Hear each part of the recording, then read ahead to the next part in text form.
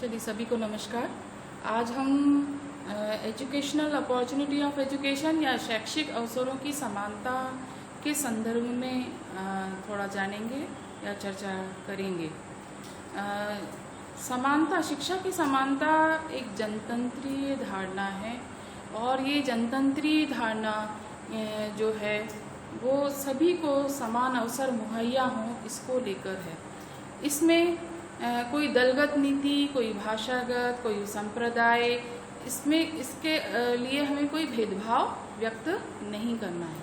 समानता का अर्थ है कि सबके लिए समान नीति तैयार करना, सबके लिए समान अवसर मुहैया कराना, लेकिन सबको समान बनाना ऐसा बिल्कुल भी औचित्य नहीं है। जिस व्यक्ति की जैसी सामर्थ्य होगी, जैसी योग्यता होगी, उस आधार पर हम उसको समान अवसर प्रदान करेंगे। और प्राथमिक शिक्षा के क्षेत्र में देखें तो हम देखें कि हर बच्चे को शिक्षा के समान अवसर मुहैया हों। इसके लिए ज़रूरी है कि हम बच्चों में ऐसी कौन कौन सी बातें हैं या ऐसी कौन कौन सी समस्याएं हैं जो शिक्षा के समान अवसर को रोकने का कारण बनती हैं।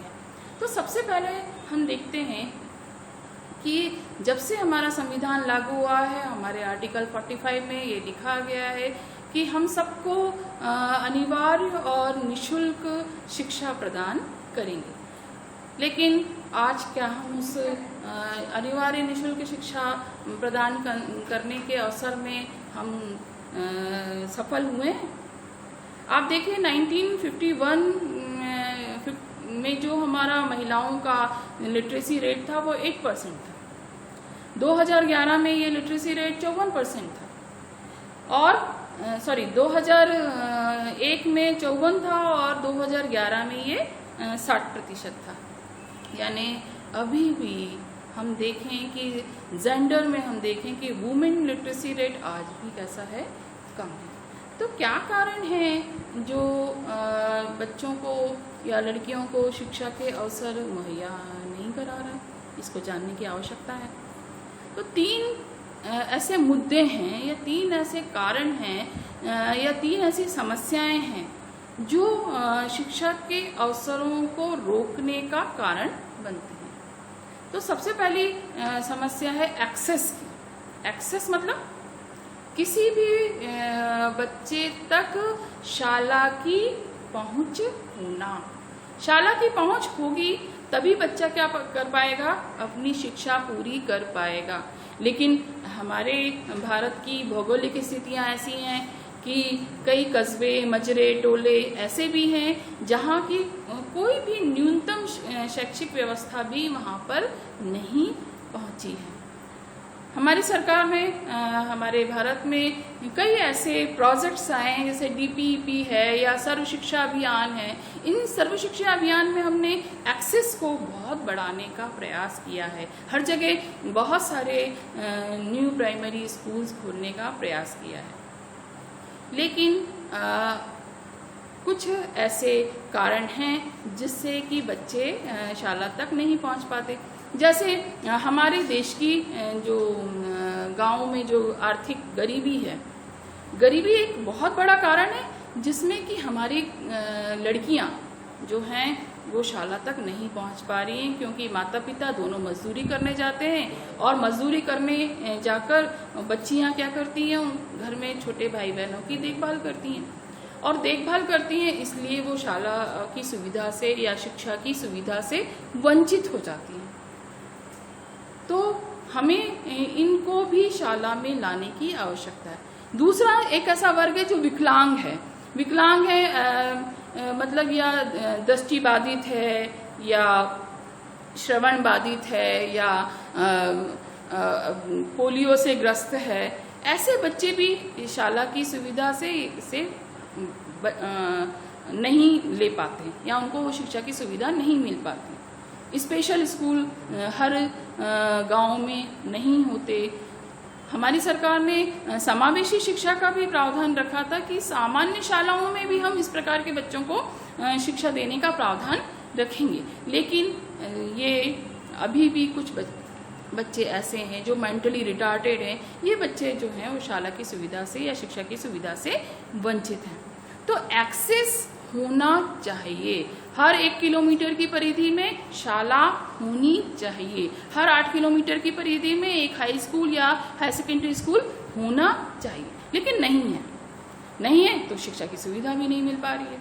इसलिए ज़रूरी है कि हमें एक्सेस प्रोवाइड करने की आवश्यकता है, ज़्यादा से ज़्यादा शाला खोलने की आवश्यकता है। और यही हमने DPEP के प्रोग्राम में किया था और यही हमने सर्व शिक्षा के का पहला ही गोल क्या था, एक्सेस ही था। और ऐसे मजरे टोले कस्बे जहाँ की आबादी कम है, जैसे 250 की आबादी है या 200 की आबादी है, वहाँ पर कोई शाला नहीं है। अब कोई शाला नहीं है तो हमें क्या करना है, हमें कुछ वैकल्पिक व्यवस्थाएं करनी हैं। आपको याद होगा कि शासन ने एक बार EGS गारंटी स्कीम की बात की थी, कि एजुकेशन गारंटी स्कीम, यानी कोई कस्बा या मजरा या टोला जो है वो अगर शासन को सूचना देता है कि मेरे यहाँ 25 बच्चे या 40 बच्चे पढ़ने वाले हैं, तो शाला 90 दिन के अंदर शासन 90 दिन के अंदर स्कूल खोलने की गारंटी प्रदान करता है। और इसमें जो समुदाय है वो भवन देगा, समुदाय से कोई शिक्षक होगा, और सारा जो इंफ्रास्ट्रक्चर है या संसाधन है वो सारा कौन देगी, शासन देगी। तो हमें ये देखने की आवश्यकता है। दूसरी बात है जो यानी सबसे पहले बच्चे का शाला में नामांकन होना, यानी वो शिक्षा के लिए तैयार होना, अधिगम की सुविधाओं से उसे वंचित ना किया जाए, ये हमको ध्यान में देना होगा। दूसरी जो मैं बात कर रही हूँ वो एक्सेस है, दूसरा है पार्टिसिपेशन या सहभागिता की है। सहभागिता से मतलब है कि अगर कोई बच्चा शाला आ रहा है, उसका नामांकन हुआ है और नामांकन करने के बाद वो कहाँ आ रहा है, कक्षा में आ रहा है, तो उसका शिक्षा में योगदान, शिक्षा में उसकी सहभागिता बराबरी की होनी चाहिए। अगर शिक्षा में उसकी सहभागिता नहीं हो रही है तो बच्चा आएगा, बैठेगा और बिना बैठ के कोरा की कोरा वो चला जाएगा।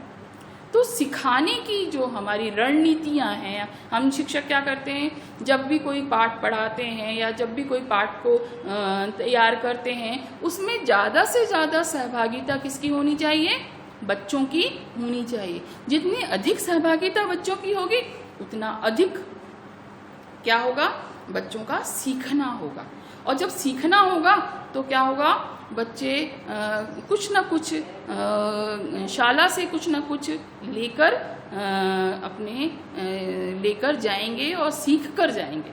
तो यहाँ पर सीखना मस्ट है। तो पार्टिसिपेशन के लिए हमें बहुत ज़रूरी है कि हम उनको सिखाने की व्यवस्थाएं पर पूरा ध्यान दें।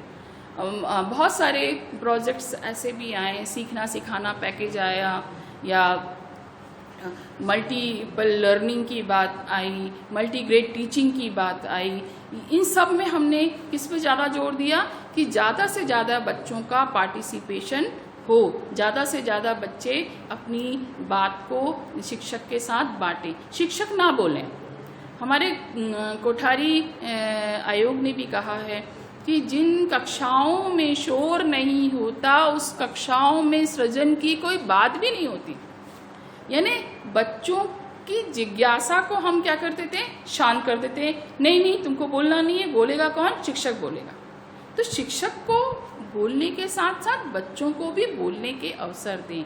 जब तक वो अपनी बात नहीं रखेंगे तब तक बात भी बनेगी नहीं, और बात नहीं रखेंगे तब तक वो सीखेंगे भी नहीं। तो हमें किसी को भी सीखने से वंचित नहीं करना है। पहले तो हमें नामांकन से वंचित नहीं करना है और सीखने से वंचित नहीं करना है।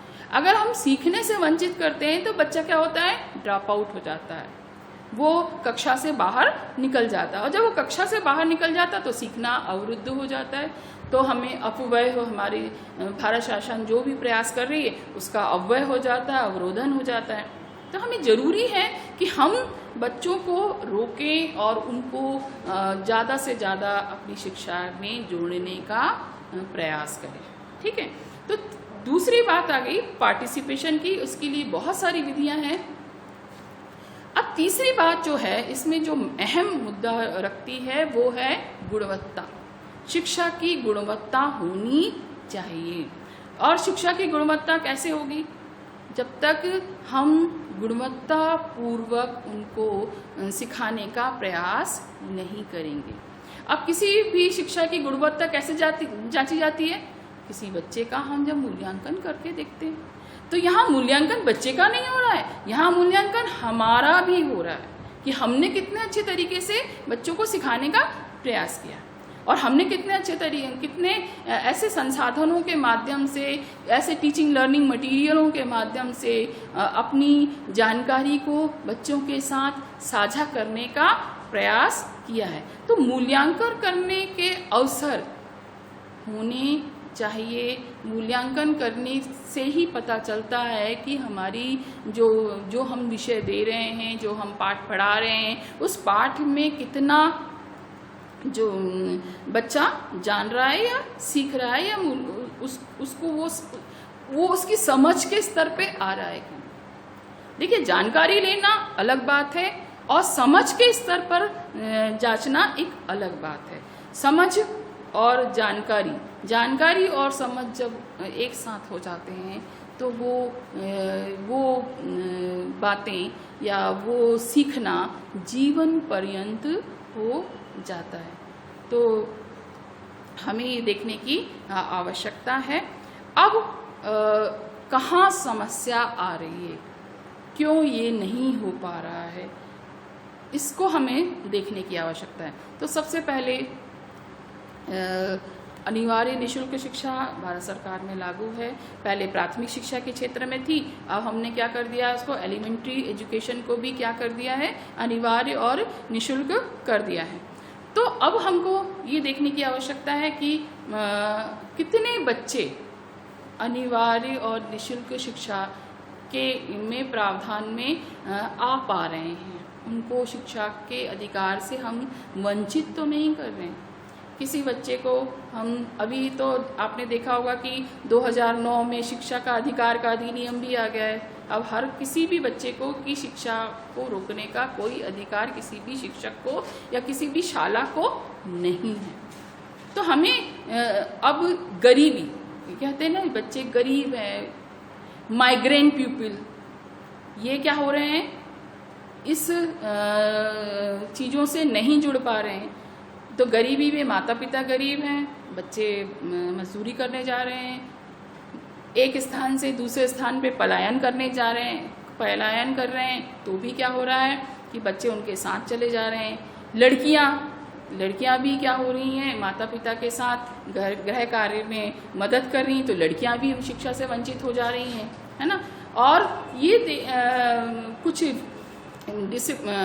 डिसेबल्ड या विकलांग बच्चे जो हैं वो भी क्या हो रहे हैं, शिक्षा की सुविधा से वंचित हो जा रहे हैं। तो हमें इन सबको भी जोड़ने की आवश्यकता है।